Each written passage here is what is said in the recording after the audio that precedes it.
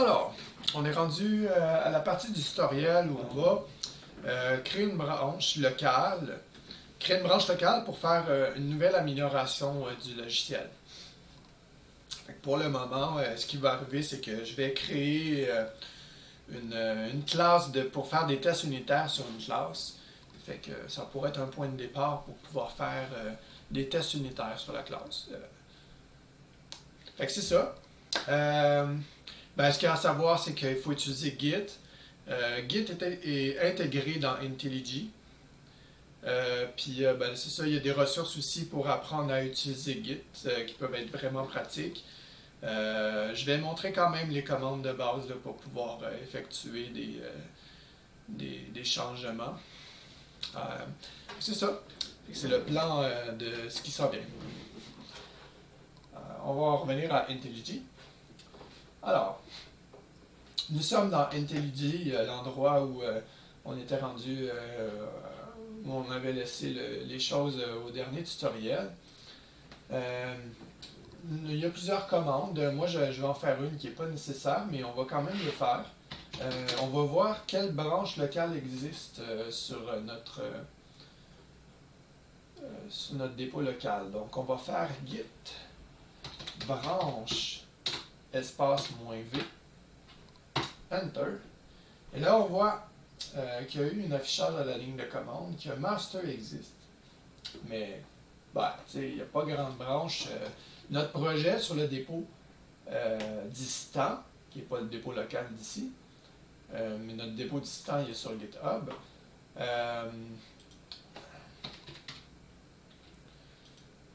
C'est ici, là, cette adresse-ci, que j'ai donnée aussi. C'est ça, il y a un dépôt là, ça c'est le dépôt local, là, puis il y a vraiment plus de branches. Là, on voit ici 17 branches. On va aller voir quelle branche il y a.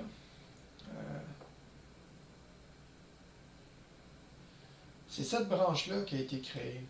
J'ai créé cette branche-là. On va apprendre à se synchroniser par rapport à une branche distante. On aimerait bien connaître, je vais revenir à code, j'ai copié la valeur de la branche. Donc, on aimerait bien connaître où se situe cette branche-là dans la structure de l'arbre de notre projet. Alors, on a plusieurs options ici en haut. On va aller dans Insight, qui est des statistiques, un peu, des informations.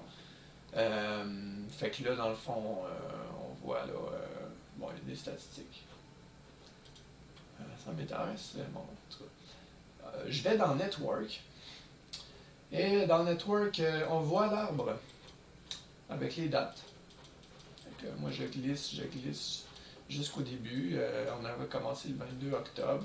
Puis là, le 25, qu'est-ce qui s'est passé? Il y a eu un merge entre deux branches là-bas. Fait qu'on voit ça, là, on peut parcourir, voir c'est quoi les changements qu'il y a eu. Tout ça. Mais nous autres, on est rendu à la fin de l'arbre aujourd'hui, à la date la plus poussée, qui est toujours plus à droite. On voit ici que master, il y a future, tout ça, et le code est tout pareil, identique pour ces trois branches-là. Et il est ici, là. Le dernier commit qu'il y a eu, c'est un ajout de lien de documentation. On peut même cliquer dessus pour voir en quoi consiste ce commit. C'est-à-dire cet ajout. Une chose qui est vraiment importante. Alors, Git, deux choses qui sont importantes. Il y a l'arbre local, le dépôt local, puis il y a l'arbre distant, le dépôt distant. Le dépôt local, on ne télécharge pas toujours tout le dépôt distant. Fait que, puis des fois, on fait des choses sur le dépôt local qui ne se rendent pas sur le dépôt distant. Faut le dire, faut tout le temps dire qu'est-ce qu'on veut faire à Git. C'est ça, moi je peux travailler sur une branche puis faire n'importe quoi puis dire moi je trouve que c'est tellement pas bon que je veux pas que les autres voient ce que j'ai fait. Donc je ne le mettrai pas à jour sur le dépôt central. Là. Fait que c'est ça a plusieurs utilités. Fait que c'est ça. Là pour l'instant, le dépôt central, c'est là le. Ah oui, pardon. C'est ici là, que c'est le plus à jour. Puis on voit bien notre branche feature, test unitaire intervalle est là. C'est très bon. Fait que, rappelons-nous de la branche, on l'a copié tout à l'heure. On va créer une branche locale du même nom que la branche sur le serveur. Rappelons-nous ici, il y a juste la branche master qui existe. Alors, on va effectuer on va faire une commande qui nous permet de créer cette nouvelle branche, qui n'est pas une nouvelle branche. Git branche espace -v espace non pardon -b pardon excusez git branche -b. Ah, je suis vraiment mêlé, excusez-moi là, je suis fatigué. Git checkout -b. Et là, on va copier le nom de la branche. Enter. Fait que là, ce que ça fait, c'est que ça crée une nouvelle branche, puis ça nous déplace vers la nouvelle branche. Puis pour le savoir, il nous suffit de faire git branch-v pour savoir les branches sur lesquelles on est. Alors là, on voit notre dépôt local contient deux branches, la branche master et la branche feature test unitaire intervalle. La branche colorée avec l'astérix à gauche et la branche sur laquelle on est en ce moment. Donc c'est bon, on est sur une branche, mais cette branche-là, on aimerait bien qu'elle soit synchronisée par rapport au dépôt distant. T'sais, on veut que ce qu'il y a dans cette branche-là soit correspondant à ce qu'il y a dans la branche du même nom sur le serveur. Cette branche-ci. C'est simple. Ce qu'on va faire, c'est on va demander à Git de regarder ce qui se passe sur le serveur distant. On va faire Git fetch. Et là, on va dire qu'on ne veut pas fetcher, on ne veut pas regarder dans le dépôt local, on veut regarder dans le dépôt en haut, le dépôt central. Alors, c'est origin. On dit que c'est origin, dépôt central. Git fetch origin. Et là, on va dire aussi la branche qu'on veut observer. C'est la branche, cette branche-là. Elle existe. Donc, on peut la mettre. Enter.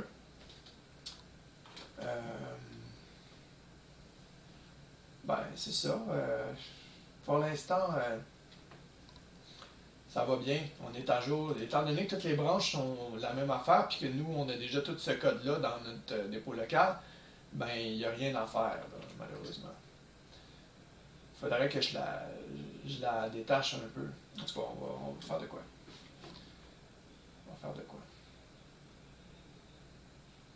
Fait qu'on va faire git...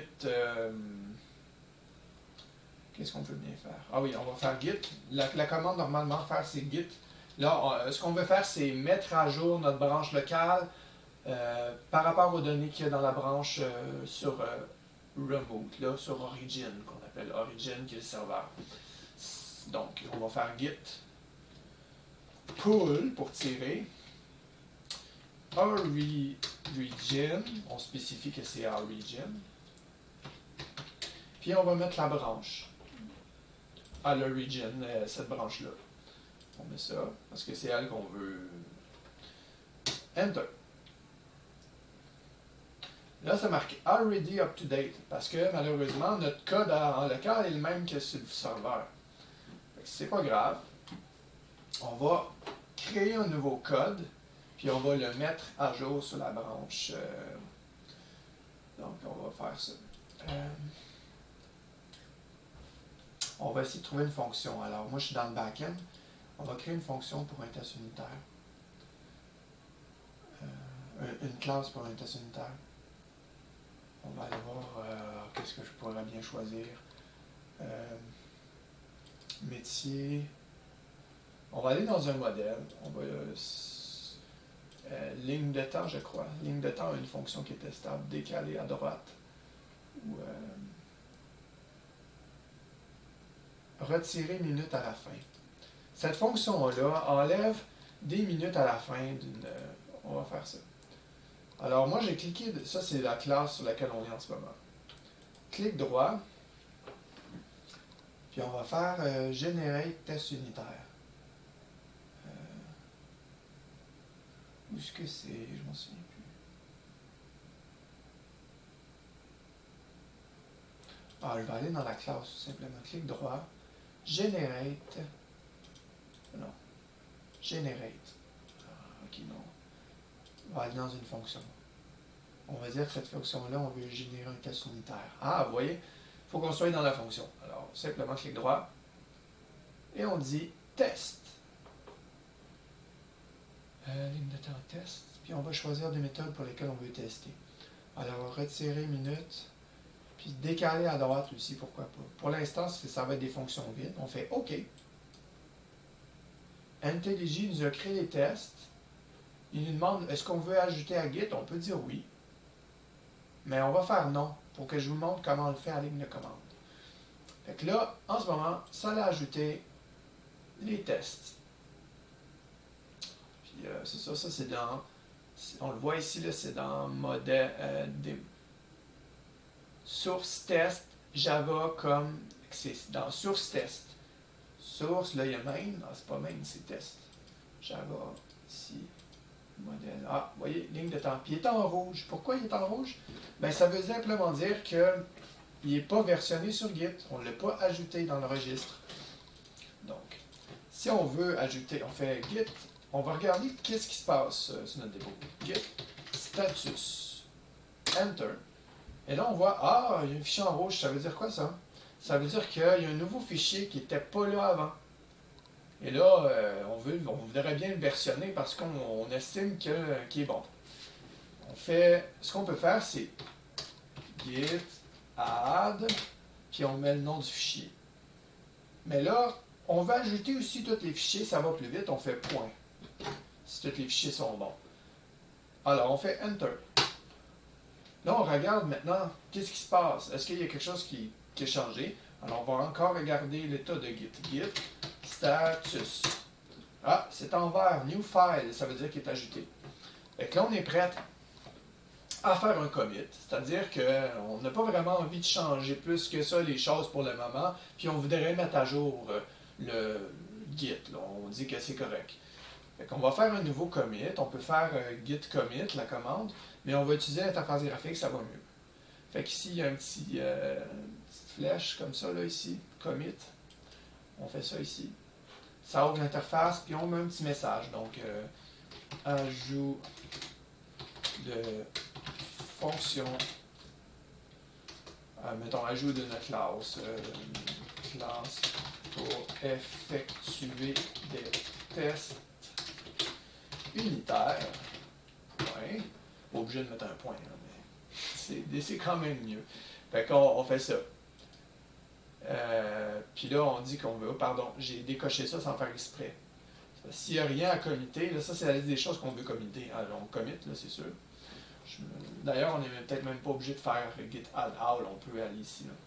Ok, on va faire commit, parce que c'est correct, on est prêt. Ah, ça dit que ça a été fait. Maintenant, si on fait git status,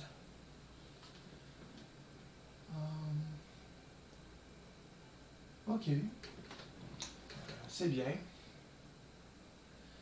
Git fetch origin. On va regarder ça, on va regarder ce qui se passe avec l'origine. Il se passe rien. OK. Moi, j'aimerais ça que ce changement-là soit mis à jour ici. On va recharger, on va regarder si tu passé quelque chose, mais non. Nous, on vient de faire un commit qui a un titre, puis ça ne se trouve pas à la fin. Pourquoi? Parce qu'il est juste sur notre ordinateur. Fait que notre but, là, en ce moment, c'est de le mettre ici sur le serveur.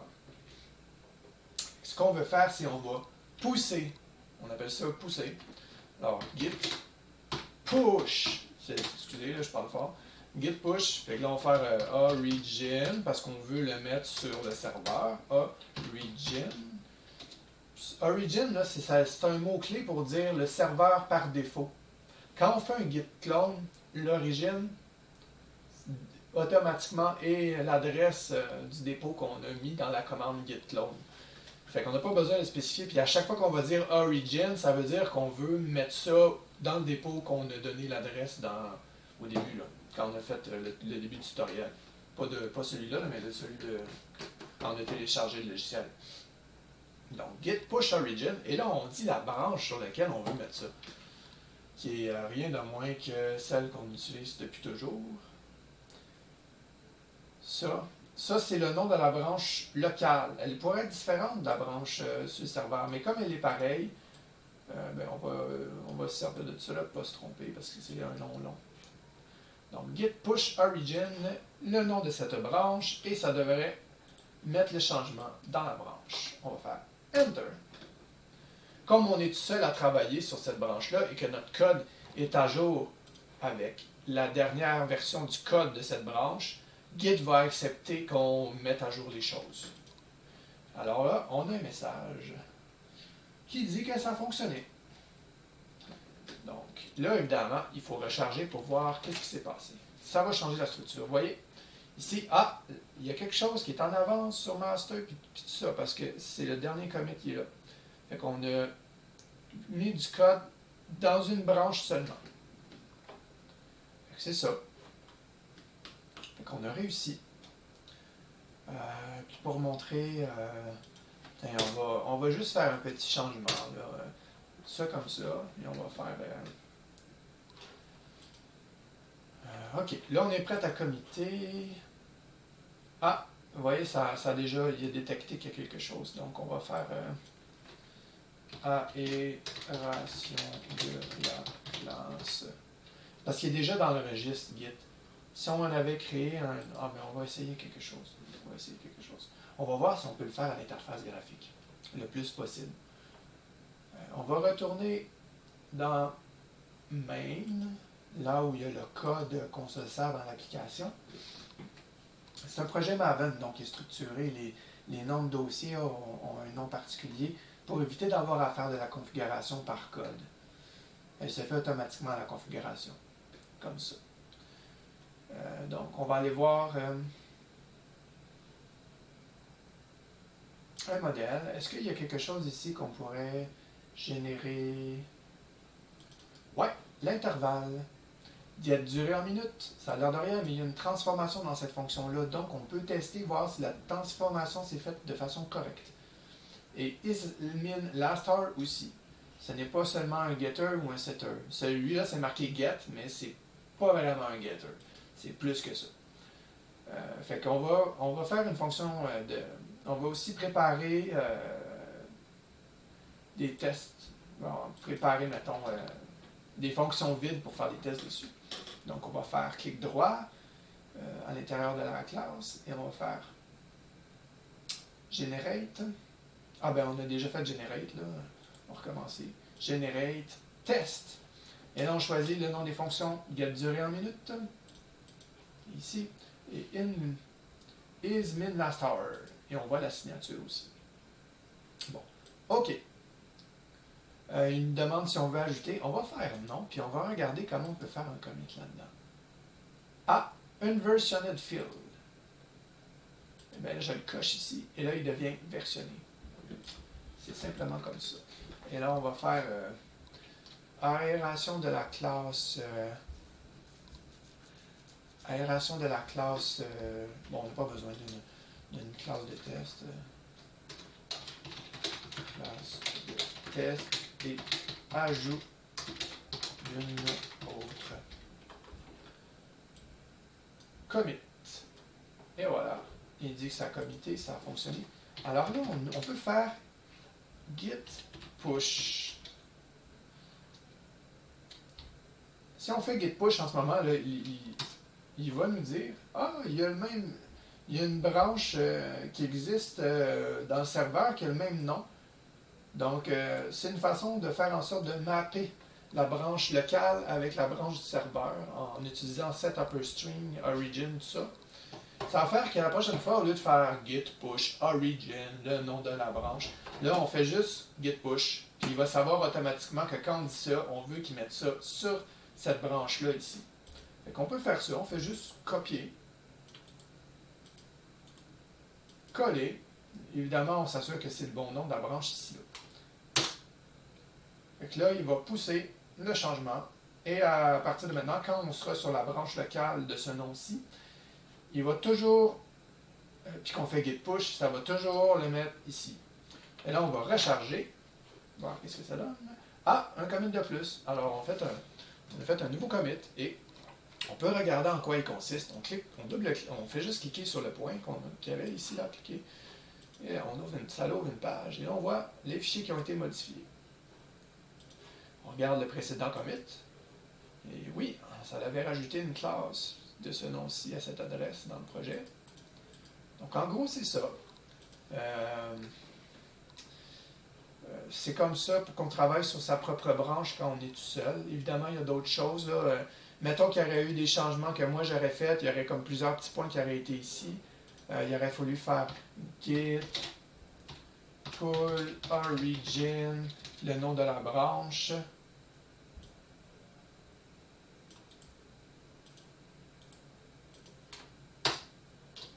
Parce qu'on tire, on essaie de voir qu'est-ce qu'il y a. On peut le faire aussi comme ça, git pull already up to date. Mais des fois, il faut faire git fetch pour voir s'il y a des changements. Parce que des fois, git ne le sait pas. Fait qu'il faut faire git fetch origin, puis le nom de la branche dans le serveur. Ah, là, j'ai de la misère à faire copier-coller. Il faut faire ça ici. Là. Git fetch origin.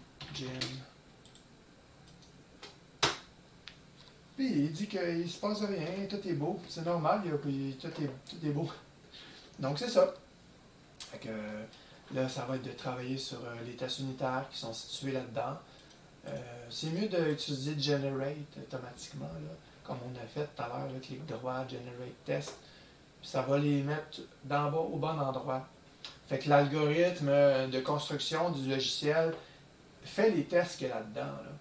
Fait que ça va être bon pour l'intégration continue, là, de pouvoir bien mettre de pouvoir mettre les tests au bon endroit, et c'est toujours une bonne pratique. Donc, ça résume pas mal. Donc, s'il y a d'autres questions, ben il y a des tutoriels et tout ça, mais c'est ça. Bon codage.